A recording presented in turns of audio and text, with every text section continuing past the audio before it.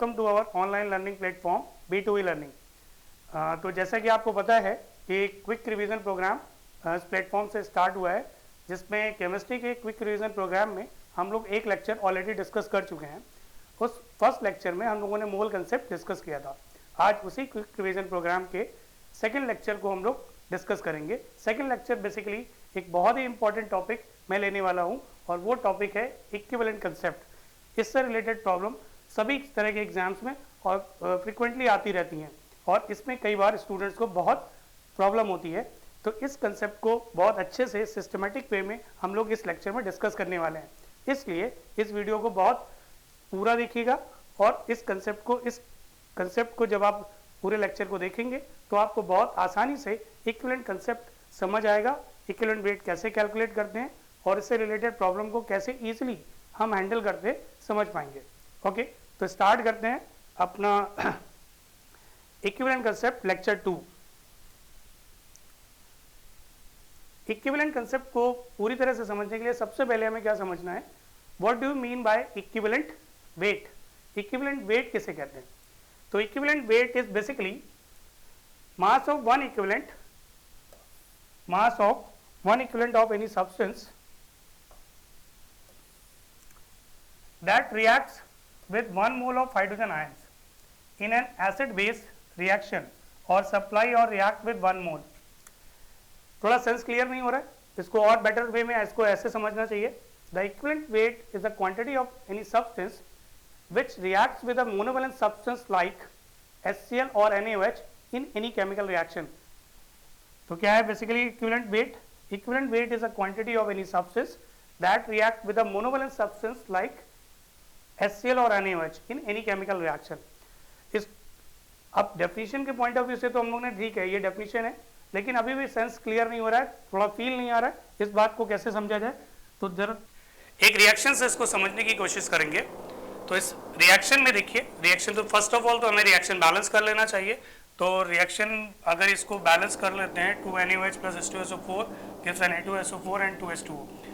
Equivalent weight क्या है ये हम लोग एग्जैक्टली अंडरस्टैंड करना चाहते हैं, ये हमारा ऑब्जेक्टिव है अभी।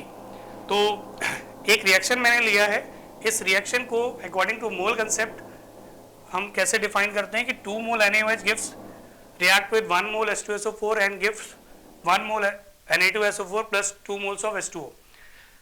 बाय वेट इसको एक्सप्रेस करना हो तो हम क्या कहेंगे कि 80 ग्राम NaOH reacts with 98 gram H2SO4 and gives Na2SO4 142 gram. Na2SO4 का मोलर मास 142 ग्राम होता है, 142 ग्राम and H2O that is 36 gram, 2 moles H2O that is 36 ग्राम। तो बाई वेट तो हम लोगों ने इसको ऐसे रख लिया। अच्छा, इन सब का अगर हम पर्टिकुलरली ये बोले कि 2 मोल NaOH रिएक्ट एक्चुअली कितने से कर रहा है 98 ग्राम से। तो 1 मोल मोनोवेलेंट सब्सटेंस का 1 मोल क्वांटिटी ले लेते हैं, 1 मोल that is 40 gram. 40 gram of NaOH कितने ग्राम H2SO4 से रिएक्ट करेगा, कितनी क्वांटिटी H2SO4 से रिएक्ट करेगा? तो हम श्योरली बोलेंगे इसकी हाफ वैल्यू कर लेंगे, 49 ग्राम H2SO4 से रिएक्ट करेगा। तो बेसिकली जैसा कि इंफॉर्मेशन आपको दी गई थी, एक डेफिनेशन इन्फॉर्म की गई थी क्या कि the quantity of any substance which reacts with 1 mole of any monovalent substance is said to be equivalent weight. Equivalent weight, तो ये इक्विवेलेंट वेट इस पर्टिकुलर रिएक्शन में H2SO4 के लिए 49 ग्राम यहाँ पर कंसिडर किया जाएगा। ओके, तो ऐसे ही एक और केस देख लेते हैं। जैसे मैंने एक रिएक्शन और ले लेता हूं यहीं पर कि रिएक्शन करा रहा हूं HCl की, HCl प्लस कैल्शियम हाइड्रोक्साइड, इसका रिएक्शन कर रहे हैं। तो ये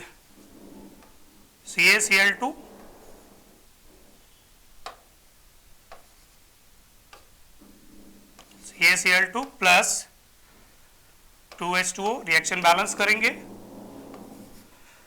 रिएक्शन बैलेंस करने के बाद अब जरा देखिए यहाँ पर HCl का 2 मोल रिएक्ट हो रहा है कैल्शियम हाइड्रोक्साइड के 1 मोल से।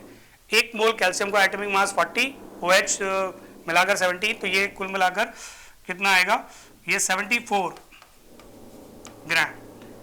तो 2 मोल मोनोवैलेंट सब्सटेंस रिएक्ट कर रहा है 74 ग्राम ऑफ कैल्शियम हाइड्रोक्साइड से, तो पर्टिकुलरली 1 मोल कितने से रिएक्ट करेगा, that is 37 gram of calcium hydroxide. Again definition क्या थी, the quantity of a substance, calcium hydroxide is a substance, the quantity of a substance which reacts with 1 mole of any monovalent substance is said to be equivalent weight of that substance in that particular reaction। तो यहाँ पर calcium hydroxide का equivalent wait 37 हो जाएगा। अब इसका मतलब ये हुआ कि बार बार मैं बोल रहा हूँ इन पर्टिकुलर रिएक्शन, इसका मतलब इक्विवेलेंट वेट एक ही सब्सटेंस का अलग अलग रिएक्शन के लिए अलग अलग हो सकता है, क्योंकि क्वांटिटी जो रिएक्ट कर रही है एक वो 1 मोल सब्सटेंस के साथ जितनी भी रिएक्ट करेगी उसे ही हम इक्विवेलेंट वेट कंसिडर करते हैं। तो एक तो बेसिक डिफरेंस ये निकल कर आया, क्वांटिटी इन मोल्स और क्वांटिटी इन इक्विवेलेंट वेट में डिफरेंस ये निकल कर आया कि जो इक्विवेलेंट वेट है एक बेसिकली एक वो रिलेटिव आइडिया है, वो दूसरे मोनोवैलेंट सब्सटेंस के रिस्पेक्ट में बात कर रहा है, इसीलिए इसको शायद इक्विवेलेंट वेट कहते हैं, मोनोवैलेंट सब्सटेंस के इक्विवेलेंट क्वांटिटी जो रिएक्ट हो रही है। तो वो एक रिलेटिव आइडिया एक तरह से देता है, जबकि मोल क्वांटिटी एक इंडिविजुअल कंसेप्ट है, वो रिलेटिव नहीं है। तो ये एक बेसिक डिफरेंस हम लोग इक्विवेलेंट वेट और मोल्स में कह सकते हैं। स्टूडेंट कई बार ये पूछते हैं कि जब क्वांटिटी मोल से ही डिफाइन हो सकती है तो फिर इक्विवेलेंट वेट रखने की क्या जरूरत थी। तो मुझे लगता है जो इक्विवेलेंट कंसेप्ट है वो एक रिलेटिव आइडिया देता है, जबकि मोल कंसेप्ट एक इंडिविजुअल कंसेप्ट है, वो एज सच रिलेटिव वैल्यूज को एक्सप्रेस नहीं करता। तो चलिए आगे देखते हैं। अब बात करेंगे कि how to calculate equivalent weight of a substance, कैसे कैलकुलेट करेंगे किसी भी सब्सटेंस का। तो आपको एक जनरल आइडिया तो होगा ही कि इक्विवेलेंट वेट कैलकुलेट करने के लिए बेसिकली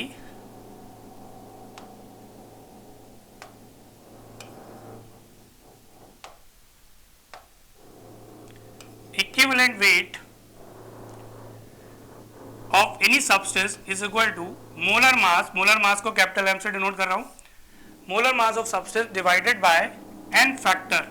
अब ये एन फैक्टर को हम अलग अलग केसेस के लिए, अलग अलग सब्सटेंसेस के लिए अलग अलग तरीके से एक्सप्रेस करते हैं। कई बार जैसे एसिड के लिए हम क्या बोल देते हैं, एसिड के लिए बोल देते हैं ये एन फैक्टर क्या होगा, एसिड के लिए एन फैक्टर हम कह देते हैं number of dissociated H plus ion.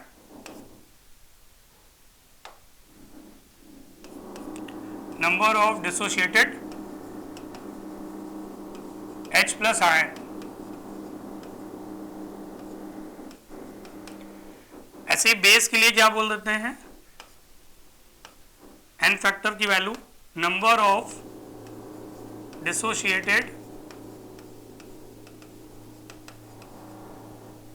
OH ion. ऐसे ही सॉल्ट के लिए बेसिकली हम लोग क्या बोलते हैं, सॉल्ट के लिए N is equal to total charge on all cations और एनायंस, ऑल एनायंस। तो ऐसे एक्सप्रेस करते हैं। इसी एन फैक्टर को जो बेसिकली हमें एन फैक्टर क्या कंसिडर करना होता है, इसको इन सब को एक ही समराइज वे में अगर कहा जाए तो ऐसे बोलना चाहिए था, इस पूरी बात को ऐसे कहना चाहिए था, number of electron exchange per unit of species in any reaction, in any reaction. ये एन फैक्टर को डिनोट करता है। अच्छा, इसी को हम in terms of oxidation number भी एक्सप्रेस करते हैं। तो oxidation number N factor basically क्या लिया जाता है कि change in oxidation number, change in oxidation number per unit species in any chemical reaction, in any chemical reaction. तो एन फैक्टर को बेसिकली इस तरीके से हम एक्सप्रेस करते हैं। लेकिन सबसे मेरे हिसाब से सबसे इम्पॉर्टेंट ये दो टर्म हमें कंसिडर करने चाहिए, फर्स्ट और ये सेकंड। एक तो सिंपल तरीके से अगर सॉल्व करना है तो अगर ऑक्सीडेशन नंबर का आइडिया है तो बहुत आसानी से क्वेश्चन एक एन फैक्टर फाइंड हो जाता है और हम इक्विवेलेंट मास भी कैलकुलेट कर लेते हैं। इसी तरह से एक number of electron exchange during the reaction उसके बेसिस पे भी कर सकते हैं। तो अब जैसे कुछ सब्सटेंसेस लेते हैं और इक्विवेलेंट मास उनके कैलकुलेट करते हैं तो कैसे, जैसे मैंने कहा कि कंपाउंड हमारे पास है CaCl2 है, तो इलेक्ट्रॉन एक्सचेंज, ये एक सॉल्ट है, electron exchange during the reaction की अगर बात करें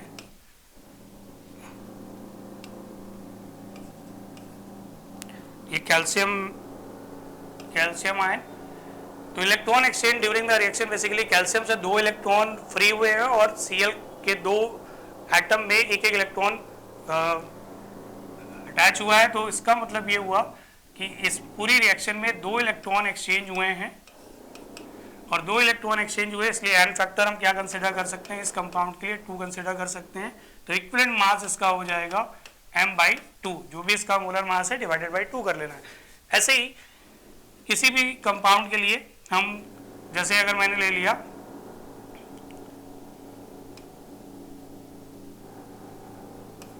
HNO3, ये एक एसिड है, इस पूरी रिएक्शन में ये बेसिकली एसिड एसोसिएट होता है H+NO3 माइनस कितने इलेक्ट्रॉन का एक्सचेंज है तो n फैक्टर 1 हो जाएगा, इक्विवेलेंट मास m हो जाएगा। तो ऐसे ही हम बहुत आसानी से हम नंबर ऑफ इलेक्ट्रॉन एक्सचेंज के बेसिस पे, चाहे वो एसिड हो, चाहे वो बेस हो, चाहे वो सॉल्ट हो, केवल नंबर ऑफ इलेक्ट्रॉन एक्सचेंज हम अगर हम ठीक से देख ले बस उससे ही हमारा एन फैक्टर निकल आएगा। अच्छा, जैसे कुछ कंपाउंड मैं ले रहा हूं यहाँ पे और दिया हुआ है क्वेश्चन, ये गिवन है find the equivalent weight of following strong electrolyte, aluminium sulphate given है।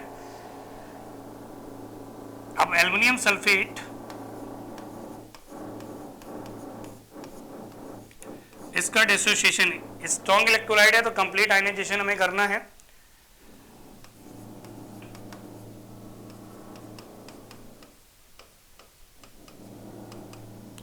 कंप्लीट आयनाइजेशन हमें कर लेना है। अच्छा, कंप्लीट आयनाइजेशन करते हैं तो number of electron exchange during the reaction कितना देख सकते हैं, तो नंबर ऑफ इलेक्ट्रॉन एक्सचेंज, एक एल्युमिनियम आयन 3 इलेक्ट्रॉन फ्री करता है, एक एल्युमिनियम आयन 3 इलेक्ट्रॉन फ्री करता है और एक सल्फेट आयन 2 इलेक्ट्रॉन एक्सेप्ट करता है। इसका मतलब 2 एल्युमिनियम आयन टोटल 6 इलेक्ट्रॉन को एक्सचेंज, 6 इलेक्ट्रॉन 3 सल्फेट आयन को इंडिविजुअली 2 सल्फेट आयन में पहुंचेंगे। इस तरह से 6 इलेक्ट्रॉन का एक्सचेंज हुआ है ड्यूरिंग द रिएक्शन और 6 इलेक्ट्रॉन का एक्सचेंज होने की वजह से हम इसको इक्विवेलेंट मास क्या कंसिडर कर सकते हैं, m/6। ऐसे ही एक और दिया हुआ है carnallite KCl dot MgCl2 dot 6H2O, इसके लिए K plus Cl minus Mg2 plus 2Cl minus plus 6H2, ऐसे डिसोसिएशन हम शो करेंगे। स्ट्रॉन्ग इलेक्ट्रोलाइट कंसिडर गिवन है क्वेश्चन में, तो इसका कंप्लीट डिसोसिएशन करेंगे। कंप्लीट डिसोसिएशन करने में हम ये देख रहे हैं जो K पॉजिटिव और Mg2 पॉजिटिव है, इसने K से K पॉजिटिव बनने में 1 इलेक्ट्रॉन का एक्सचेंज हुआ होगा। मैग्नीशियम को डबली आयनाइज्ड आयन में कन्वर्ट होने के लिए 2 इलेक्ट्रॉन एक्सचेंज किए गए होंगे, तो total electron exchange during the reaction हम 3 कंसिडर करेंगे। और इसको ऐसे भी देख सकते हैं कि Cl 3Cl आयन है और 3Cl आयन कैसे बने होंगे जब उन्होंने एक इलेक्ट्रॉन को Cl एटम ने एक्सेप्ट किया होगा। सो इक्विवेलेंट मास इसके लिए एन फैक्टर हमारा क्या कंसिडर होगा, एन फैक्टर कंसिडर किया जाएगा 3 और इक्विवेलेंट मास m/3। ऐसे ही ये पोटास एलम गिवन है सिंपली, तो K2SO4 dot Al2SO4 whole thrice dot 24H2O, it will completely dissociate in twice of K plus and 2Al3 plus and 4SO4 2 minus plus 24 H2O। H2O का dissociation consider नहीं करेंगे क्योंकि H2O एक बहुत weak electrolyte है, तो उसको कंसिडर नहीं करेंगे, वो नेग्लिजिबल डिसोशिएट होता है। तो यहाँ पर स्ट्रॉन्ग इलेक्ट्रोलाइट अच्छा जितना भी यहाँ पर कंसिडरेशन है एन फैक्टर के लिए, अभी तक जितने भी केसेस हम लोग ले रहे हैं वो सारे स्ट्रॉन्ग इलेक्ट्रोलाइट है, दैट मीन्स 100% आयनाइजेशन कंसिडर करते हुए ले रहे हैं। वीक इलेक्ट्रोलाइट के बारे में अभी आगे बात करेंगे। तो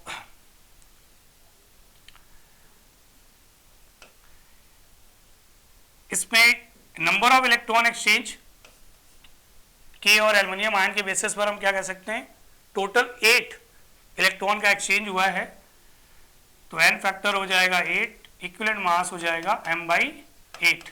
ठीक है, तो इस तरह से हम इक्विवेलेंट मास का calculation on the basis of number of electron exchange during the reaction कर सकते हैं।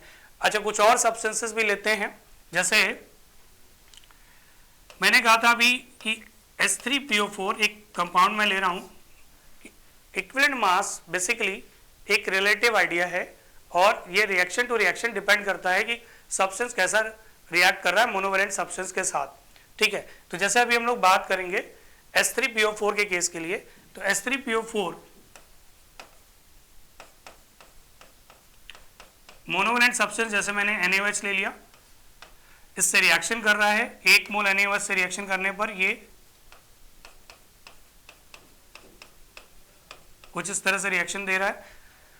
अब इस रिएक्शन में S3PO4 के लिए एन फैक्टर क्या होगा, इसने एक H+ आयन, अगर इस कंपाउंड के इसके प्रोडक्ट को देखें तो केवल एक H+ आयन रिप्लेस हुआ है, एक H+ आयन फ्री हुआ है और उसकी जगह पर एक सोडियम आयन अटैच हुआ है इस कंपाउंड S3PO4 से, तभी NaH2PO4 फॉर्म हुआ है। मीन्स यहाँ पर नंबर ऑफ इलेक्ट्रॉन एक्सचेंज हमें एक H+ आयन के रिप्लेसमेंट की वजह से एक कंसिडर करना चाहिए, दैट इज 1। तो इक्विवेलेंट मास क्या हो जाएगा, m/1 या m। ऐसे ही अगर ये रिएक्शन S3PO4 NaOH से रिएक्शन करके NaHPO4 + 2H2O फॉर्म करता है इन केस। अब अगर इस तरह से रिएक्शन हो रहा है, यहाँ पर 3 हाइड्रोजन है, यहाँ पर एक हाइड्रोजन रिप्लेस नहीं हुआ है, 2 हाइड्रोजन रिप्लेस हुए हैं, इट मीन्स एन फैक्टर में क्या कंसिडर करना चाहिए, 2 कंसिडर करना चाहिए, n = 2, इक्विवेलेंट मास m/2। ऐसे ही S3PO4 के केस के थर्ड केस के लिए इन केस 3 हुई, यहाँ रिएक्शन बैलेंस कर लेते हैं। अच्छा, ये 3 NaOH से रिएक्शन इन केस कर जाता है, तो Na3PO4 + 3H2 ऐसे रिएक्शन हो रहा है। अब इसमें तीनों ही H+ फ्री रिप्लेस हो चुके हैं, दैट मीन्स एन फैक्टर हमें 3 कंसिडर करना होगा और इक्विवेलेंट मास m/3 लेना पड़ेगा। तो इक्विवेलेंट मास ऑफ S3PO4 क्या कंसिडर करेंगे, तो equivalent mass of S3PO4 orthophosphoric acid 1, 2, 3 तीनों पॉसिबल हैं। तो depending on the reaction given, जैसा रिएक्शन गिवन है उसके अकॉर्डिंग हमें आंसर देना होगा। क्वेश्चन में जब भी आपसे पूछा जाएगा या तो रिएक्शन गिवन होगी या फिर ऑल ऑफ दीज ऑप्शन दे सकते हैं वो। ठीक है, ओके। तो S3PO4 का इक्विवेलेंट वेट 1, 2, 3 तीनों पॉसिबल है depending on the reaction given. Okay, next आगे बात करते हैं। अब एक क्वेश्चन है, जरा देखिए इस क्वेश्चन में, find the equivalent weight of all species in the reaction. अब इसको जरा ध्यान से देखेंगे, ठीक है। इस क्वेश्चन में हमें सबका इक्विवेलेंट वेट फाइंड करना है। एक रिएक्शन दी गई है Fe+2 Fe3+ गिव्स 3 Fe2+। इसमें तीनों ही स्पीसीज का हमको इक्विवेलेंट मास डिफाइन करना है। तो इसको डिफाइन करने के लिए आप क्या करेंगे, एक बार मैं रिएक्शन फिर से ले ले रहा हूँ, इधर इस तरफ ले ले रहा हूँ।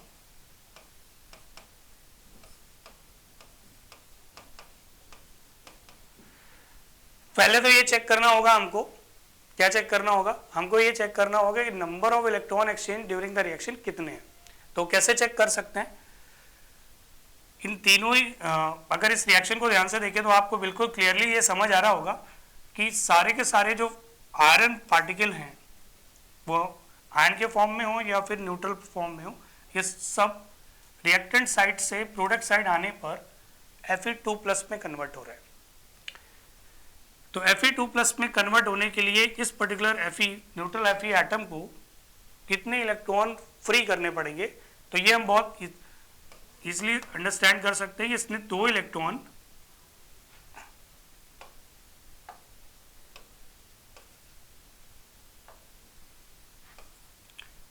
इलेक्ट्रॉन फ्री किए होंगे,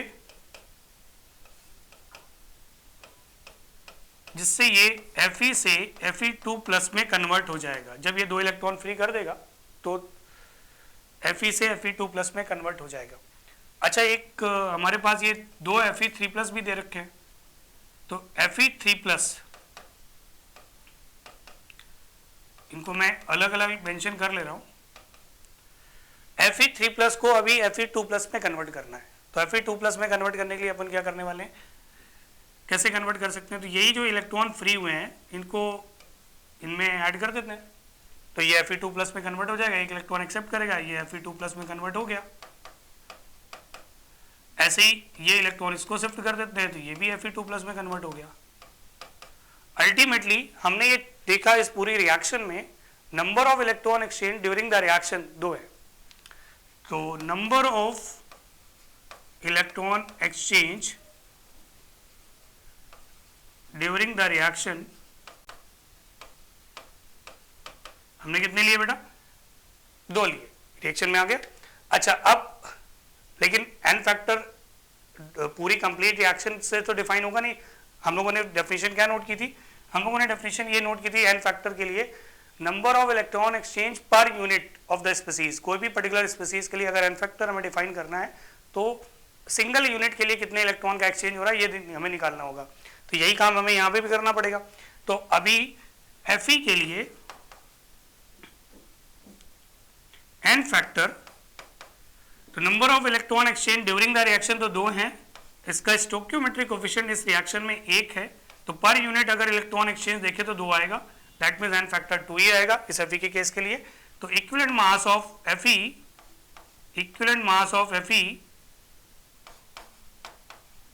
हम क्या बोल सकते हैं, m/2। क्लियर। अब बात करते हैं Fe3+ के लिए। तो Fe3+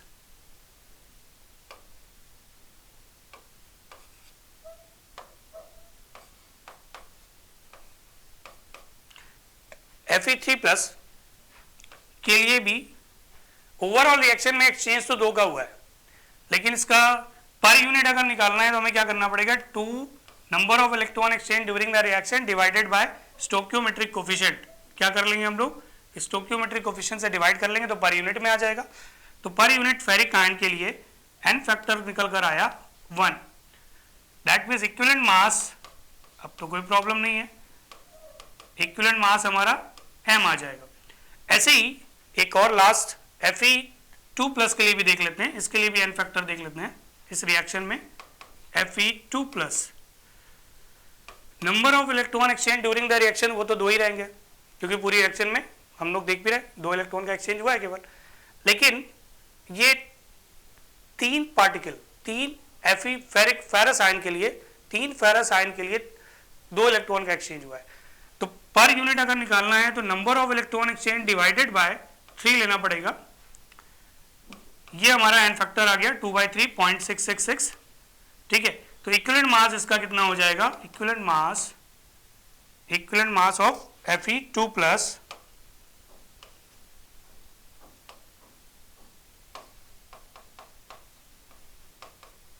would be molar mass divided by n factor, that is 2/3 3 ऊपर आ जाएगा, तो 3m डिवाइडेड बाय 2, तो 1.5m। अच्छा, इक्विवेलेंट मास, कई बार स्टूडेंट इसमें भी कंफ्यूज होते हैं कि इक्विवेलेंट मास क्या, जैसे हमेशा क्या मोलर मास से कम ही होता है, तो नहीं, इक्विवेलेंट मास हमेशा कम नहीं होता, वो ज़्यादा भी हो सकता है depending on the reaction given. Okay, जैसे कि हम लोग यहाँ पे देख भी रहे हैं, ये 1.5m आ चुका है। ठीक है, ओके, एक ऐसे ही क्वेश्चन सेम और दिया हुआ है, तो इसको आप या तो खुद से ट्राई कर सकते हैं, या चलिए देख लेते हैं इसको भी डिस्कस कर लेते हैं फटाफट। तो क्या करना है इसमें, इलेक्ट्रॉन एक्सचेंज देखने हैं तो मैं सीधे डायरेक्टली सॉल्व करता हूँ। Cu2+ को Cu रिएक्शन कराया जाए, ये सिंगल क्यूपरस आयन में कन्वर्ट हो रहा है, तो इसको क्यूपरस आयन बनाने के लिए एक इलेक्ट्रॉन का एक्सचेंज इसमें करना पड़ेगा। Cu से Cu+ बनाने के लिए एक इलेक्ट्रॉन फ्री होगा और इसमें Cu++ से Cu+ बनाने के लिए क्यूपरिक से क्यूपरस बनाने के लिए एक इलेक्ट्रॉन एक्सेप्टेंस होगा। That means 1 electron exchange during the reaction. So n factor of Cu2+ क्या हो जाएगा, स्टोइकियोमेट्रिक कोफिशिएंट 1 ही दिया हुआ है तो 1 डिवाइडेड बाय 1 दैट इज 1 ही रहेगा, और इक्विवेलेंट मास इसका हो जाएगा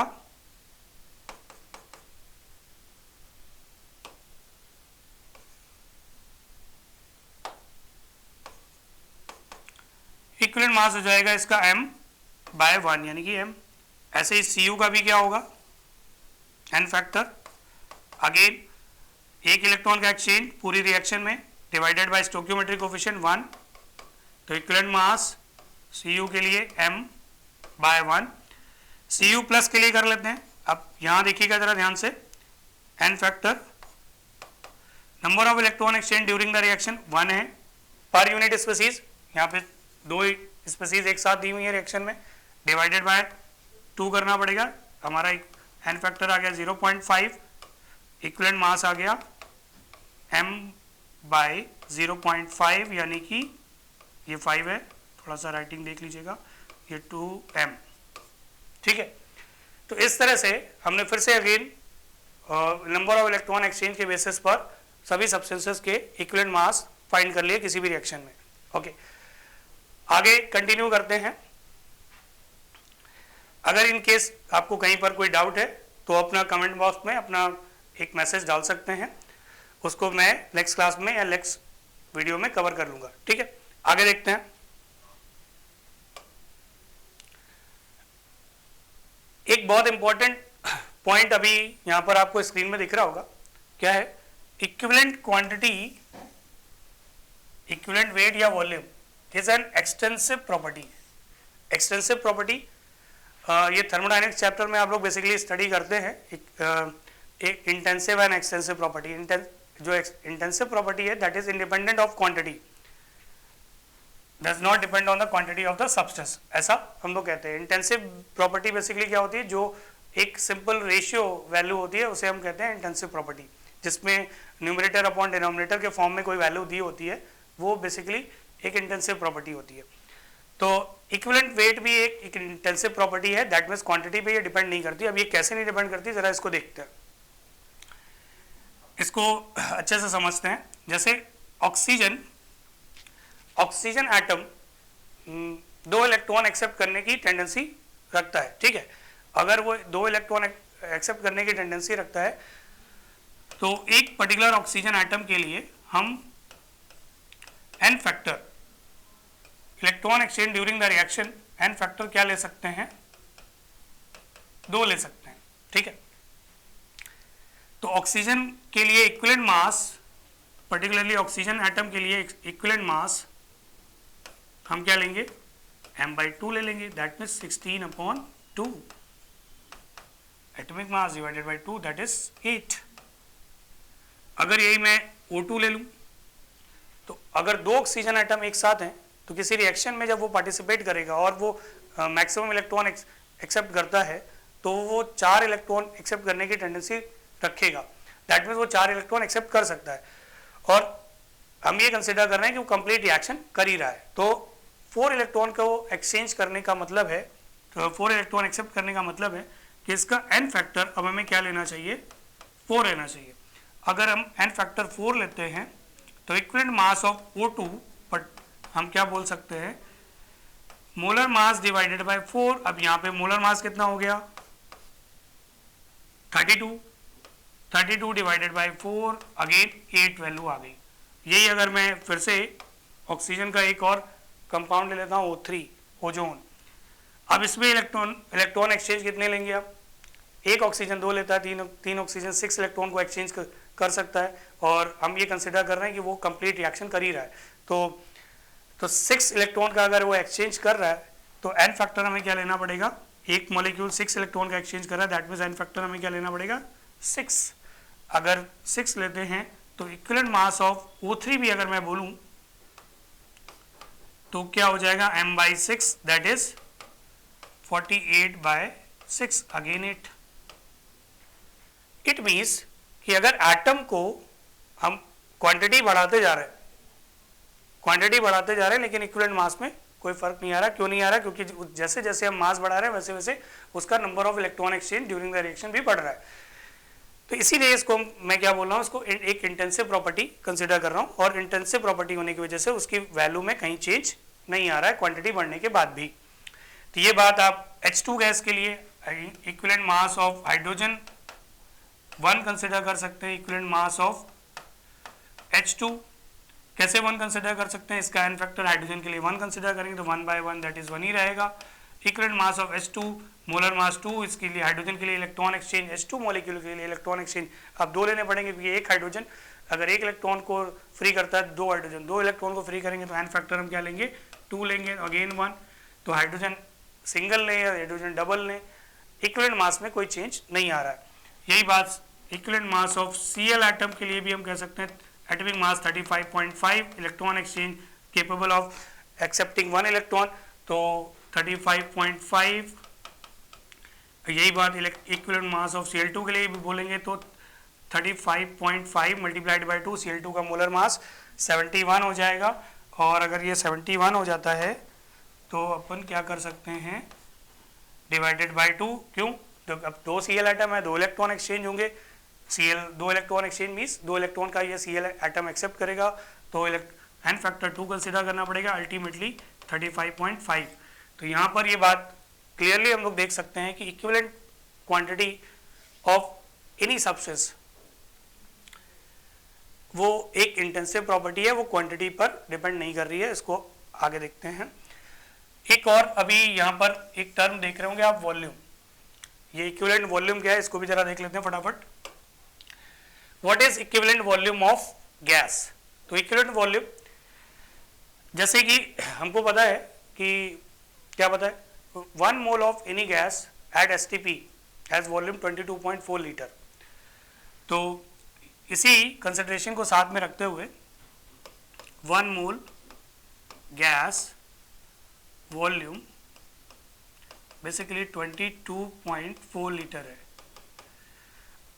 अब H2 गैस के लिए एन फैक्टर अभी बात की थी हम लोगों ने, क्या कंसिडर करते हैं हम 2। एक हाइड्रोजन एक इलेक्ट्रॉन फ्री कर सकता है, 2 हाइड्रोजन 2 इलेक्ट्रॉन फ्री कर सकते हैं, that mean electron exchange for H2 हम 2 कंसिडर करेंगे। तो एन फैक्टर अगर 2 है तो इक्विवेलेंट वॉल्यूम अभी वॉल्यूम में एक्सप्रेस करना है, तो इक्विवेलेंट वॉल्यूम के लिए फॉर्मूला हम लेंगे मोलर वॉल्यूम, जो भी मोलर वॉल्यूम है डिवाइडेड बाय एन फैक्टर ले लेंगे। अब अगर कंडीशन NTP या STP गिवन है तो उसके लिए जनरली हम लोग मोलर वॉल्यूम क्या लेते हैं 22.4। तो equivalent volume at standard condition STP क्या ले सकते हैं 22.4 डिवाइडेड बाय एन फैक्टर किसी भी गैस के लिए। तो जैसे H2 गैस के लिए अगर हम लोग बात कर रहे हैं equivalent volume H2 gas 22.4 divided by 2 ले लेना, दैट इज 11.2 लीटर। ऐसे ही इक्विवेलेंट वॉल्यूम O2 के लिए क्या कंसिडर करेंगे आप एन फैक्टर? तो अभी थोड़ी देर पहले ही बात की थी, O2 के लिए 4 हमें कंसिडर करना होगा, वॉल्यूम आ जाएगा 5.6 लीटर, करेक्ट है। तो ये आ गया 11.2 लीटर, ये आ गया 5.6 लीटर। ऐसे ही आप किसी और गैस के लिए जैसे N2 के लिए बात कर लेते हैं, इक्विवेलेंट वॉल्यूम N2 गैस के लिए क्या होगा, तो N2 गैस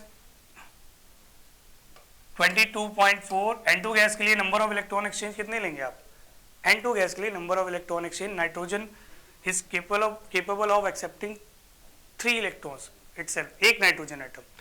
तो 3 इलेक्ट्रॉन अगर वो एक नाइट्रोजन एटम एक्सेप्ट कर सकता है तो 2 नाइट्रोजन 6 इलेक्ट्रॉन को एक्सेप्ट करेंगे, और 6 इलेक्ट्रॉन को एक्सेप्ट करने का मतलब है कि एन फैक्टर हम क्या लेने वाले हैं 6 लेने वाले हैं, बिल्कुल सही।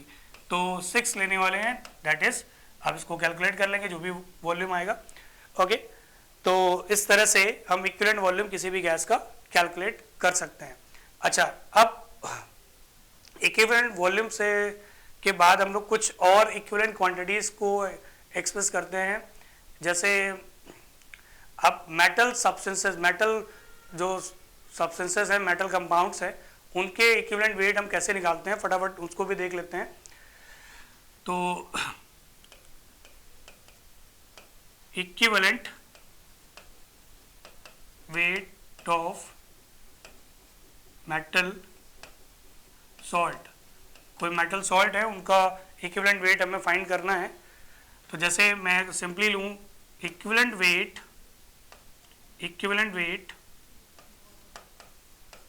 Of metal oxide. तो equivalent weight of metal oxide basically क्या होगा, equivalent weight of metal oxide होगा equivalent weight of metal plus equivalent weight of oxygen. अच्छा, यहाँ फिर इक्विवेलेंट वेट ऑफ मेटल को अगर m से डिनोट कर लेते हैं, तो इक्विवेलेंट वेट ऑफ ऑक्सीजन वो तो आप ऑलरेडी फाइंड कर चुके हैं अभी, ऑक्सीजन हो, O2 हो या O3 हो। ऑक्सीजन सिंगल मेटल ऑक्साइड तो कुछ भी हो सकता है, MO हो सकता है, MO2 हो सकता है, MO3 भी हो सकता है। तो क्या ये नंबर ऑफ ऑक्सीजन बढ़ने से क्या इक्विवेलेंट मास में कोई फर्क आता है? बिल्कुल नहीं, क्योंकि अभी थोड़ी देर पहले ही हम लोग ने बात की थी इक्विवेलेंट वेट है वो एक इंटेंसिव प्रॉपर्टी की तरह हम लोग ट्रीट करते हैं, इंटेंसिव प्रॉपर्टी होती है। तो चाहे एक ऑक्सीजन हो, 2 हो या 3 हो, कोई भी ऑक्साइड हो, ऑक्सीजन के लिए इक्विवेलेंट मास हम 8 ही कंसिडर करेंगे, तो दैट इज m+8 ले सकते हैं। ऐसे ही equivalent weight of metal sulphide क्या ले सकते हैं, तो equivalent weight of metal sulphide हो जाएगा equivalent weight of metal plus equivalent weight of sulphur. तो सल्फर का इक्विवेलेंट वेट, सल्फर का एटॉमिक मास 32 डिवाइडेड बाय 2, तो अभी क्या हो जाएगा m+16, इज इट करेक्ट? ऐसे equivalent weight of metal carbonate ले लेते हैं। मेटल कार्बोनेट के लिए क्या होगा, तो मैं डायरेक्टली अब ले रहा हूँ मेटल प्लस कार्बोनेट का इक्विवेलेंट वेट। कार्बोनेट आयन में कैसा चार्ज होता है, कार्बोनेट में 2 नेगेटिव चार्ज है, तो इसका मोलर मास कार्बोनेट का क्या कंसिडर करेंगे, 60 कंसिडर करेंगे, डिवाइडेड बाय 2, इसका इलेक्ट्रॉन एक्सचेंज इसने 2 किए हुए हैं, दैट मीन्स एन फैक्टर 2 लेना है, तो 60 डिवाइडेड बाय 2 वैल्यू आ जाएगी m+30। ऐसे ही equivalent weight of metal sulphate क्या हो जाएगा ऐसे ही, तो मेटल सल्फेट भी बिल्कुल सिंपल है, सल्फेट का मोलर मास 96, चार्ज इसमें कितना होता है 2, तो equivalent weight of metal plus 96 divided by 2 यानी कि m+48 ऐसे ले सकते हैं। एक और ले लेते हैं equivalent weight of metal phosphate. Metal phosphate के लिए क्या लेंगे, तो इक्विवेलेंट वेट ऑफ मेटल, जो भी मेटल है उसका इक्विवेलेंट वेट प्लस फॉस्फेट का इक्विवेलेंट मास कैसे निकालेंगे, फॉस्फेट पर 3 नेगेटिव चार्ज हम लोग मेंशन करते हैं, एन फैक्टर इसका 3 हो जाएगा। अब अगर ये 3 हो जाएगा तो इसका मोलर मास फॉस्फेट का कितना होगा, फॉस्फोरस का atomic mass 31, oxygen 64, 64 plus 31 95, 95 divided by what 3, ये equivalent mass of metal phosphate आ जाएगा। तो इस तरह से हम डिफरेंट मेटल सॉल्ट के इक्विवेलेंट मास ऐसे मेंशन कर सकते हैं। ओके, नेक्स्ट आगे बात करते हैं। हाँ, अब बात करते हैं, जैसे कि मैंने आपको पहले कहा था कि find the equivalent weight of following weak electrolyte. Acidic acid एक दिया हुआ है, वीक इलेक्ट्रोलाइट के बारे में हमको बात करनी है। तो अभी तक हम लोग क्या कर रहे थे, जितने भी जो भी सब्सटेंस हम लोग ले रहे थे उन सभी सब्सटेंसेस में स्ट्रॉन्ग इलेक्ट्रोलाइट की तरह उनको कंसिडर कर रहे थे, या वो ऑलरेडी स्ट्रॉन्ग इलेक्ट्रोलाइट थे इसलिए उसको 100% डिसोसिएशन हम लोग कंसिडर कर रहे थे, उनका 100% रिएक्शन कंप्लीट हम लोग ले रहे थे। लेकिन तब क्या होगा जब रिएक्शन 100% नहीं होगा, जैसे कि इस केस पे पर्टिकुलरली होने वाला है। क्या दिया गया है, acidic acid degree of dissociation 50% दिया हुआ है। तो एसिडिक एसिड ले लेते हैं इसको। एसिडिक एसिड क्या है, CH3COOH it will dissociate in acetate ion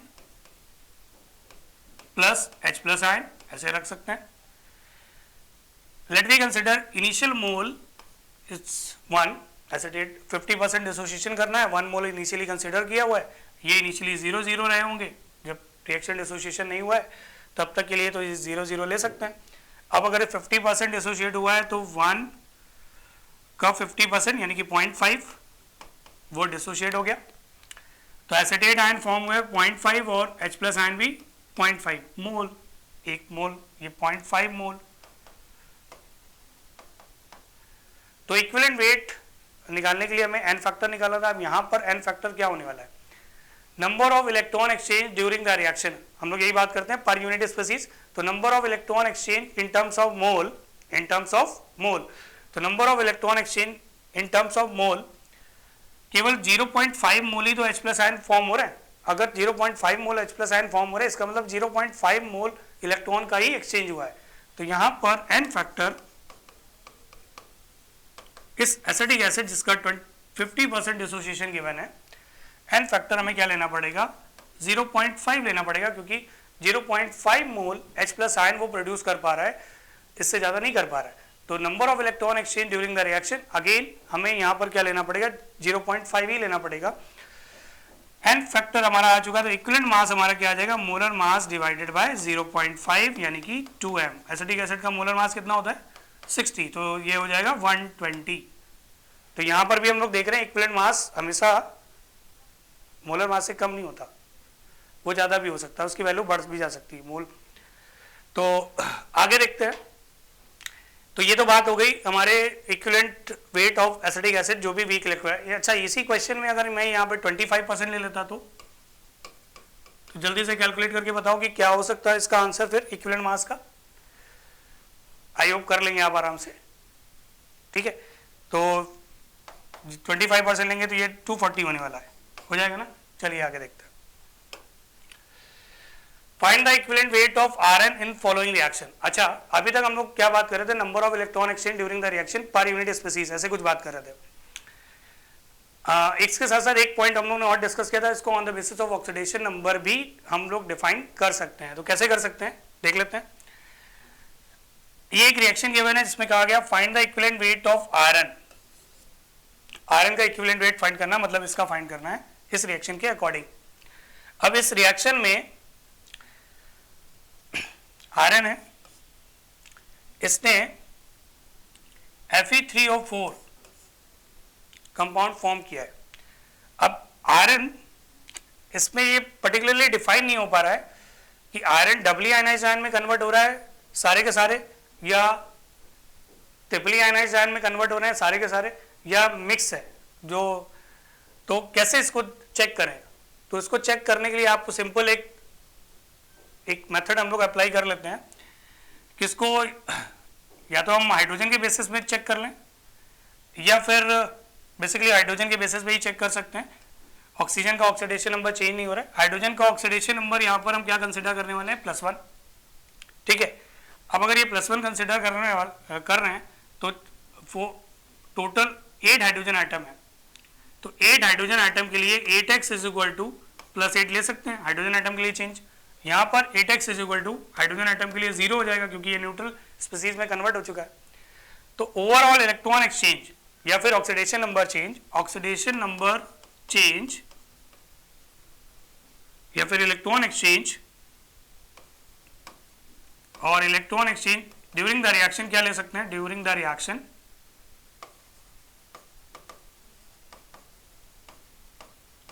हम ले सकते हैं 8. ठीक है. अच्छा, during the reaction electron exchange 8 है, तो इसका मतलब ये थोड़ी ना कि एन फैक्टर 8 हो जाएगा. 8 हमको पर यूनिट स्पीसीज निकालना होता है, इसमें 3 Fe हैं. अब अगर 3 Fe हैं तो क्या करना पड़ेगा? N factor for Fe would be number of electron exchange during the reaction 8 per unit species निकालने के लिए डिवाइडेड बाई 3 करना पड़ेगा. दैट मीन्स 8/3 फ्रैक्शन में ही रख लेते हैं इसको. ठीक है. अच्छा, अब ये आ गया हमारा एन फैक्टर. तो इक्विवेलेंट मास क्या हो जाएगा? इक्विवेलेंट मास = अब इक्विवेलेंट मास मोलर मास जो भी होगा डिवाइडेड बाय हमें क्या करना है? 8/3 कर लेना है, दैट इज 3m/8। ये हमारा आंसर आ गया, इक्विवेलेंट वेट आ गया। क्लियर है ये? आगे देखते हैं। अगर कोई क्वेश्चन कहीं पर कुछ आपको प्रॉब्लम लग रही है तो एक बार वीडियो को दोबारा देखिए, अच्छे से समझिए। इन केस अगर फिर भी प्रॉब्लम है तो कमेंट बॉक्स में अपना एक मैसेज टाइप कीजिए, जो भी प्रॉब्लम है नेक्स्ट वीडियो में मैं उसको कवर अप करने की कोशिश करूंगा, ठीक है?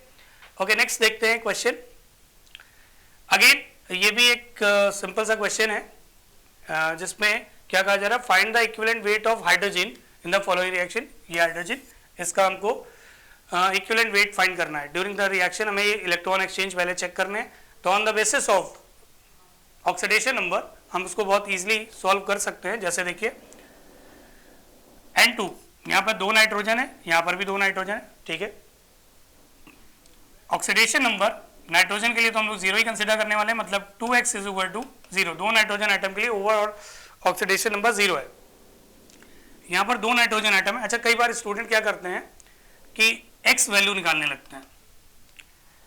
x वैल्यू तब तक आप मत निकालिए जब तक जो यूनिट स्पीसीज है उसमें अगर एक ही आइटम दिया है, एक ही आइटम अगर दिया है तो आप x वैल्यू निकालिए। अदरवाइज अगर जितने आइटम, अगर किसी स्पीसीज के एटम 2 एक साथ दे रखे हैं तो पूरे वैल्यू के लिए निकालिए, पूरे पार्टिकल के लिए जितने भी आइटम एक साथ गिवन है उनको एक साथ हम उनका ऑक्सीडेशन नंबर चेंज निकालना चाहिए। तो x नहीं कंसिडर करना है, 2x कंसिडर करना है, ठीक है।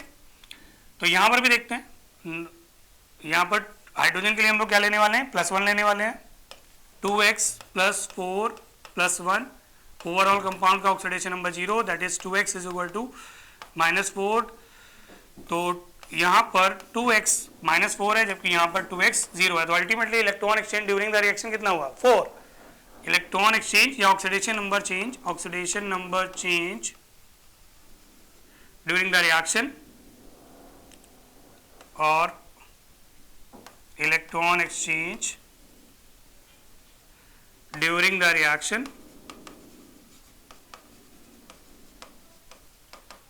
Would be 4। अच्छा, अब इलेक्ट्रॉन एक्सचेंज 4 आ चुके हैं, तो पर यूनिट स्पीसीज हम लोग ने यूनिट स्पीसीज के लिए तो ऑलरेडी कैलकुलेट किया है। तो इक्विवेलेंट मास क्या हो जाएगा, m/4। सॉल्व कर लेंगे, सिंपल। अच्छा, ऐसे ही एक क्वेश्चन और ट्राई कर लेते हैं कि जैसे ही N2 से ये नाइट्राइड आयन बन रहा है, ठीक है। अब इन दोनों ही स्पीसीज का हमको n फैक्टर निकालना है और फिर इक्विवेलेंट मास भी निकालना है। तो इस रिएक्शन में कैसे करेंगे, ऑक्सीडेशन नंबर के बेसिस पर ही देख लेते हैं या नंबर ऑफ इलेक्ट्रॉन एक्सचेंज के बेसिस पर भी देख सकते हैं। N2 में अभी कोई भी इलेक्ट्रॉन नहीं है, न्यूट्रल स्पीसीज है। N2 से जब ये नाइट्राइड आयन बनेगा तो एक नाइट्राइड आयन तो बनेगा नहीं, 2 नाइट्राइड आयन बनेंगे। दैट मीन्स इस पूरी रिएक्शन में 6 इलेक्ट्रॉन का एक्सचेंज है, ऐसे देख सकते हैं। During the reaction 6 electron exchange. तो number of electron exchange during the reaction 6 है अगर, तो N2 के लिए n फैक्टर क्या लेने वाले हैं, number of electron exchange during the reaction ले लिया, divided by stoichiometric coefficient. Per unit species निकालने के लिए नंबर ऑफ इलेक्ट्रॉन एक्सचेंज कितने हैं, 6 डिवाइडेड बाय स्टोकियोमेट्रिक कोफिशिएंट 1। तो ये तो n फैक्टर आ गया, तो इक्विवेलेंट मास ऑफ N2 कितना आएगा, m/6। क्लियर है ये? लेकिन अगर यही बोलूं मैं n फैक्टर नाइट्राइड आयन के लिए बताइए आप, तो एक नाइट्राइड आयन सिंगल वो 3 ही इलेक्ट्रॉन का एक्सचेंज कर रहा है। टोटल वैसे 6 होना है ड्यूरिंग द रिएक्शन, क्योंकि दो रिएक्शन में एक साथ 2 नाइट्राइड आयन इन्वॉल्व हैं। तो number of electron exchange during the reaction हम 6 ही लेंगे, लेकिन स्टोकियोमेट्रिक कोफिशिएंट 2 है, तो पर unit species number of electron exchange 3 आएगा। इट मींस जो इक्विवेलेंट मास है वो नाइट्राइड आयन के लिए m/3 हो जाएगा। क्लियर है? तो आई थिंक ये आपको बहुत इजीली समझ आ गया होगा। आगे देखते हैं।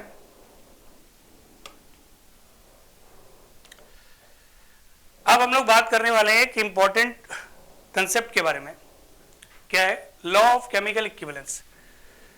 लॉ ऑफ केमिकल इक्विवेलेंस, इसको समझने के लिए एक रिएक्शन मैंने यहां पर मेंशन किया हुआ है, वो सिंपल एसिड बेस रिएक्शन है। इस एसिड बेस रिएक्शन में अब अब तक आपको इक्विवेलेंट मास का आइडिया हो गया होगा। तो इस एसिड बेस रिएक्शन में हम लोग डिफरेंट कंपाउंड कैसे रिएक्ट कर रहे हैं उसको थोड़ा सा एक बार ओवरव्यू लेते हैं जरा, ठीक है। तो जैसे इसमें मैं बात करता हूँ कि इसमें NaOH का 80 ग्राम रिएक्ट हो रहा है, H2SO4 का 98 ग्राम रिएक्ट हो रहा है, ये 142 ग्राम बन रहा है, ये वाटर कितना बन रहा है 36 ग्राम बन रहा है, कोई प्रॉब्लम नहीं। अच्छा, अब इसमें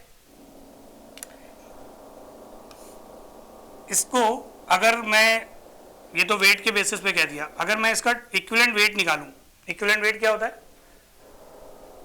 जो भी मोलर मास है डिवाइडेड बाय n फैक्टर। इनकी अगर मैं इनको अगर इनके इक्विवेलेंट वेट के बेसिस पे अगर मैं देखूं,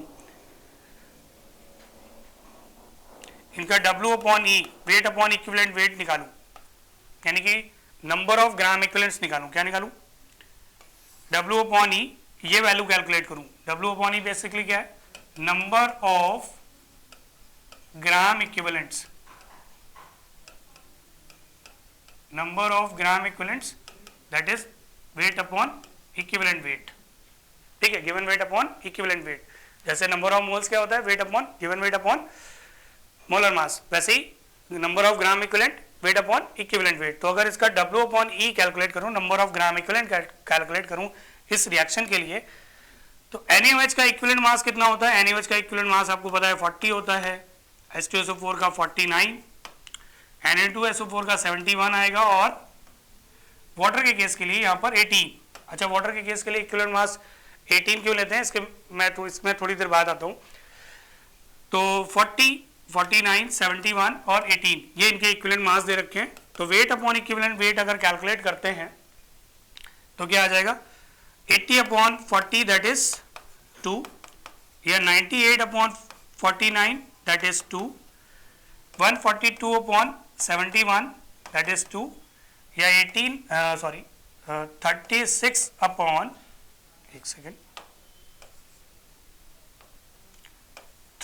अपॉन 18 दैट इज 2। तो सब में नंबर ऑफ ग्राम इक्विवेलेंट्स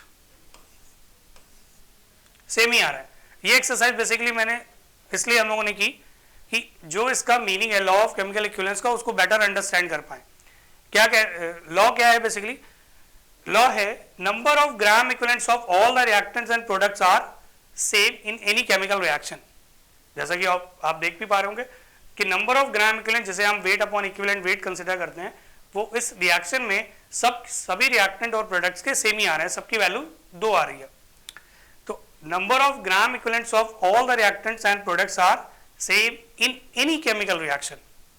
तो किसी भी केमिकल रिएक्शन में जब रिएक्टेंट और प्रोडक्ट के ग्राम इक्विवेलेंट ऑलवेज सेम होते हैं, तो इसका हम यूज, इससे क्या बेनिफिट ले सकते हैं, इससे क्या फायदा हो सकता है, इसको ये लॉ में कैसे इसके एप्लीकेशन पार्ट की तरफ बेसिकली मैं बढ़ना चाह रहा हूँ। तो इससे क्या एडवांटेज हो सकता है, तो नंबर ऑफ ग्राम इक्विवेलेंट अगर इक्वल हैं तो हम लोग ये कह सकते हैं weight upon equivalent weight of any reactant is equal to weight upon equivalent weight is equal to weight upon equivalent weight of second reactant. या इसको एक तरफ रिएक्टेंट ले सकते हैं, दूसरी तरफ प्रोडक्ट भी ले सकते हैं, या 2 प्रोडक्ट भी ले सकते हैं, प्रोडक्ट 1 प्रोडक्ट 2, रिएक्टेंट 1 रिएक्टेंट 2, या रिएक्टेंट एंड प्रोडक्ट।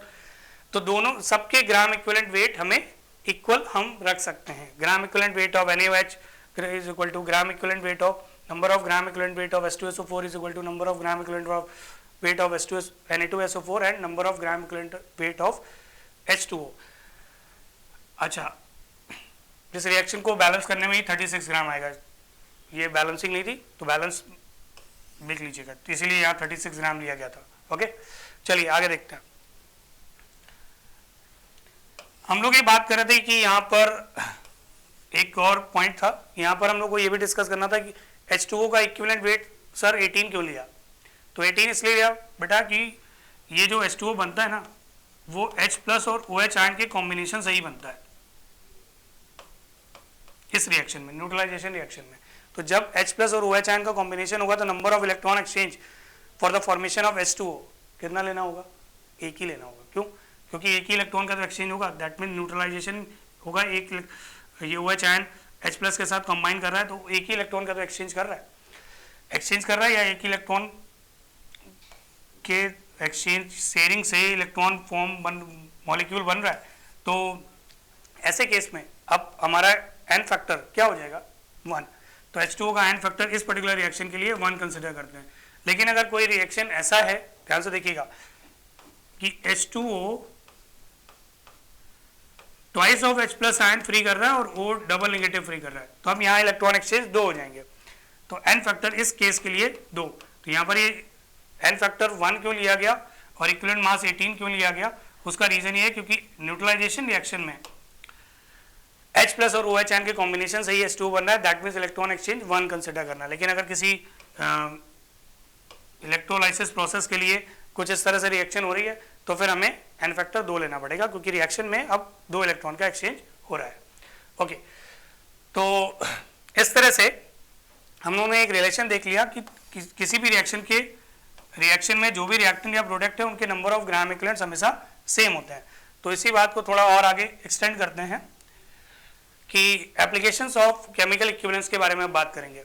तो एप्लीकेशंस ऑफ केमिकल इक्विवेलेंस में जैसा कि हम लोगों ने कहा कि weight upon equivalent weight of one substance is equal to weight upon equivalent weight of second substance. Reactant या प्रोडक्ट में कोई भी हो सकता है, इक्वल होते हैं, ठीक है। एक और रिलेशन होता है कि normality is equal to weight upon equivalent weight number of gram equivalent per litre of solution. Volume अगर ml में लेते हैं तो 1000 से ऊपर मल्टीप्लिकेशन किया गया, नॉर्मेलिटी का ये रिलेशन हम लोग कंसिडर करते हैं। तो इस रिलेशन के अकॉर्डिंग हम ये भी कह सकते हैं number of gram equivalent n into V upon 1000 से भी डिनोट कर सकते हैं, ठीक है। जैसे ये ग्राम इक्विवेलेंट को डिनोट कर रहा है वैसे ये भी नंबर ऑफ ग्राम इक्विवेलेंट्स को डिनोट कर रहा है, नंबर ऑफ ग्राम इक्विवेलेंट्स को डिनोट कर रहा है, ठीक है। तो किसी एक रिएक्टेंट के लिए W upon W1 upon E1 ले लेते हैं, तो दूसरे रिएक्टेंट के लिए W2 की अपॉन E2 की जगह पर हम N2 multiplied by V2 upon 1000 भी प्लेस कर सकते हैं। इसी से रिलेटेड एक क्वेश्चन यहाँ पर लिया गया है, 2 gram of a base X require 100 ml of 0.4 N acid. N यहाँ पर नॉर्मेलिटी गिवन है। The equivalent weight of base is base का इक्विवेलेंट वेट आपको फाइंड करना है। तो सिंपली आपको ये रिलेशन अप्लाई कर लेना है लॉ ऑफ केमिकल इक्विवेलेंस का, और क्वेश्चन आपको बहुत इजीली सॉल्व हो जाएगा। Weight upon equivalent weight is equal to n into V upon 1000।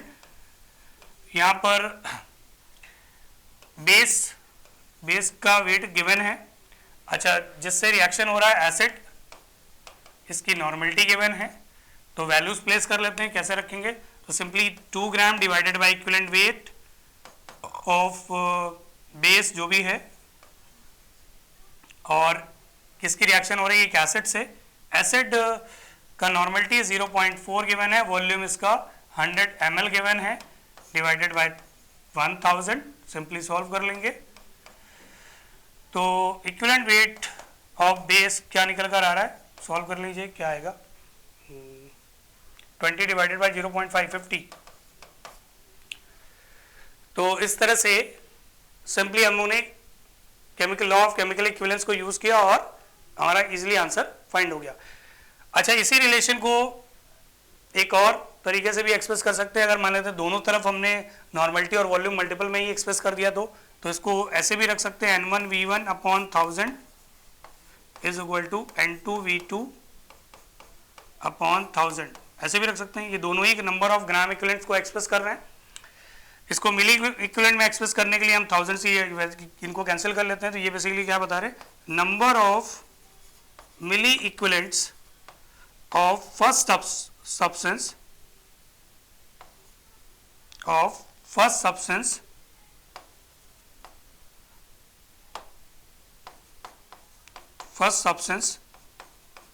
is equal to number of milli equivalent of second substance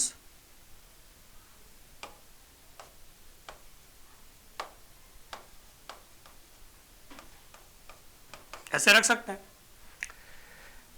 तो मिली इक्विवेलेंट्स किसी भी रिएक्शन में सब्सटेंस के जो रिएक्शन में पार्टिसिपेट कर रहे हैं सब्सटेंस रिएक्टेंट और प्रोडक्ट के मिली इक्विवेलेंट्स भी बराबर होते हैं, ऐसा भी हम लोग कह सकते हैं लॉ ऑफ केमिकल इक्विवेलेंस के पॉइंट ऑफ व्यू से। ठीक है, ओके, नेक्स्ट आगे देखते हैं। नेक्स्ट क्वेश्चन है x gram of metal gave y gram of its oxide. x gram of metal gave y gram of its oxide, then so equivalent mass of metal is. एक reaction यहां पर भी हो रही है, मेटल की reaction हो रही है किसके साथ? ऑक्सीजन के साथ हो रही होगी, तभी ऑक्साइड बन रहा होगा। तो मेटल का रिएक्शन हो रहा है ऑक्सीजन से और कोई मेटल ऑक्साइड बन रहा है। ठीक है, हमें नहीं पता कि ये कौन सा डाइऑक्साइड है ट्राइऑक्साइड है, लेकिन फॉर्म हो रहा है, एन ले लेते हैं कि कोई डाइऑक्साइड ट्राइऑक्साइड कुछ भी हो सकता है। अब हमको equivalent mass of metal find करना है। तो इक्विवेलेंट मास ऑफ, इसमें मेटल का जो वेट दिया है वो x ग्राम दे रखा है। ठीक है, अब x ग्राम यहाँ दे रखा है और ऑक्साइड का वेट भी दे रखा है y ग्राम। तो किसी रिएक्शन में, जैसा कि अभी हम लोगों ने बात की, किसी भी रिएक्शन में number of gram equivalents same ही होते हैं रिएक्टेंट और प्रोडक्ट के। तो यहाँ पर भी वैसे रिलेट कर सकते हैं कि weight of first substance, weight of metal, यहाँ पे मेटल ले लेते हैं, upon equivalent weight of metal is equal to क्या कह सकते हैं, वेट ऑफ मेटल ऑक्साइड। अब ये मेटल ऑक्साइड कोई भी हो, ट्राइऑक्साइड हो या मोनोऑक्साइड हो, कुछ भी हो, वेट जो भी इसका दिया है वो वेट ले लेते हैं, divided by equivalent weight of metal oxide. ठीक है, ऐसे ले लेते हैं।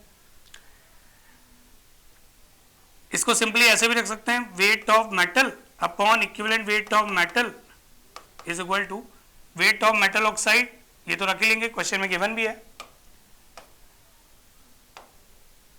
Weight of metal oxide upon equivalent weight of metal plus क्या रख सकते हैं, 8 रख सकते हैं क्या, equivalent weight of oxygen, di हो ट्राई हो कैसा भी ऑक्साइड हो, इक्विवेलेंट वेट ऑफ ऑक्सीजन तो सेम ही आएगा ना, इंटेंसिव प्रॉपर्टी अभी बात की थी। तो अब वैल्यूज प्लेस कर लेते हैं यहां पर, x gram upon equivalent weight of metal is equal to weight of metal oxide, question में ऑलरेडी गिवन है y, और इक्विवेलेंट वेट ऑफ मेटल हम लोगों को फाइंड करना है प्लस 8। ठीक है, अब इसको सॉल्व कर लेंगे, देखते हैं क्या आएगा। इसको फटाफट देखते हैं कि क्या बन रही है बात। इसको dot x plus 8x is equal to y dot em। तो एक काम कर लेते हैं कि equivalent mass of metal directly मैं कर लेता हूँ, equivalent mass of metal 8x upon y minus x, ये आ गया आंसर। ठीक है, तो इस तरह से हमारा क्वेश्चन बहुत इजीली सॉल्व हो जाता है। नेक्स्ट आगे देखते हैं।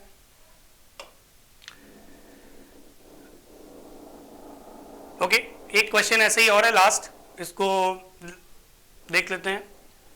How much quantity of zinc will have to react with excess of dilute H2SO4 solution to produce sufficient hydrogen for completely reacting with O2 obtained by complete decomposition of 5 gram of KClO3। First of all तो इसकी जो reactions हैं उनको हमें देखना चाहिए, कौन इस रिएक्शन, इस क्वेश्चन में कौन सी रिएक्शंस इन्वॉल्व हैं। तो क्या बोला जा रहा है कि जिंक रिएक्ट कर रहा है एक्सेस ऑफ डाइल्यूट H2SO4 से। ठीक है, जिंक H2SO4 से रिएक्ट कर रहा है और ये एक्सेस में है, ZnSO4 फॉर्म होगा प्लस H2 गैस बनेगी। ओके, ये ओवरऑल रिएक्शन हो गई। अच्छा, अब इसमें और क्या दिया है, टू प्रोड्यूस सफिशिएंट हाइड्रोजन। हाँ ठीक है, हाइड्रोजन गैस प्रोड्यूस हो रही है for completely reacting with O2। इस H2 गैस को O2 से रिएक्ट होना है। ओके, मतलब इस H2 गैस को O2 से रिएक्ट होना है। ठीक है, H2O से रिएक्ट होगा तो H2O बनेगा, ऐसे कुछ रिएक्शन हो रही होगी। अच्छा, reacting with O2 obtained by complete decomposition of 5 gram of KClO3। अच्छा, ये जो O2 मिल रहा है ये किससे मिल रहा है, ये मिल रहा है KClO3 से, पोटेशियम क्लोरेट से। रिएक्शन ऐसे ले लेते हैं। ठीक है, अब लॉ ऑफ केमिकल इक्विवेलेंस के बेसिस पर इस क्वेश्चन को हमको सॉल्व करना है। वैसे तो इस क्वेश्चन को मोल कंसेप्ट के बेसिस पे भी सॉल्व कर सकते हैं, रिएक्शन बैलेंस करते हुए सॉल्व करेंगे तो भी हो जाएगा, लेकिन अगर इसको लॉ ऑफ केमिकल इक्विवेलेंस के बेसिस पे कैलकुलेट करते हैं तो शायद मुझे लगता है थोड़ा जल्दी सॉल्व कर सकते हैं। तो देखिए कैसे कर सकते हैं। इसमें जिंक की क्वांटिटी आपको फाइंड करने को बोला गया और क्वांटिटी जो गिवन है बेसिकली वो केवल और केवल KClO3 की दी गई है। आप 5 ग्राम KClO3 ये वैल्यू गिवन है, ठीक है। अब 5 ग्राम से कितना O2 फॉर्म होगा उसके बेसिस पर आपको how much quantity of zinc, फिर उसको रिवर्स जाना पड़ेगा। तो इसको हम लोग ऐसे सॉल्व कर सकते हैं सिंपली कि law of chemical equivalence apply कर देते हैं। कैसे अप्लाई करेंगे, हम ये कह सकते हैं equivalent gram equivalents of number of gram equivalents of zinc वो इक्वल होंगे H2 के, क्योंकि एक रिएक्शन में पार्टिसिपेट करने वाले जितने भी रिएक्टेंट और प्रोडक्ट हैं उनके number of gram equivalents same होते हैं। तो क्या लिख सकते हैं, gram equivalent number of gram equivalents of zinc is equal to number of gram equivalents of H2। अच्छा, ये H2 किससे रिएक्ट कर रहा है, O2 से। तो हम अब ये कंप्लीटली रिएक्ट हो रहा है ना, कंप्लीटली रिएक्टिंग विद O2, क्या लिखा हुआ है, कंप्लीटली रिएक्टिंग विद O2। तो यहां पर हम क्या लिख सकते हैं कि number of gram equivalent of H2 number of gram equivalent of O2 के इक्वल होगा, number of gram equivalent of O2 रख सकते हैं। अच्छा, ये O2 किससे मिला है, ये जो O2 है वो तो पोटेशियम क्लोराइड से मिल रहा है। इट मीन्स अगर number of gram equivalent of O2 से हम क्या number of gram equivalent of O2 से पोटेशियम क्लोराइड को भी रिलेट कर सकते हैं। मतलब इसको सिंपली हम ये ले लेते हैं, number of gram equivalent of KClO3, directly ले लिया। अच्छा, अब इसमें बीच के जो टर्म है उनको हम हटा भी सकते हैं सीधे। हमको जिंक की क्वांटिटी रिक्वायर्ड थी और पोटेशियम क्लोराइड की वैल्यू गिवन थी, तो सीधे एक साथ रिलेट कर लेते हैं। दैट मीन्स आप क्या करने वाले हैं, weight upon equivalent weight of zinc equal to weight upon equivalent weight of potassium chloride.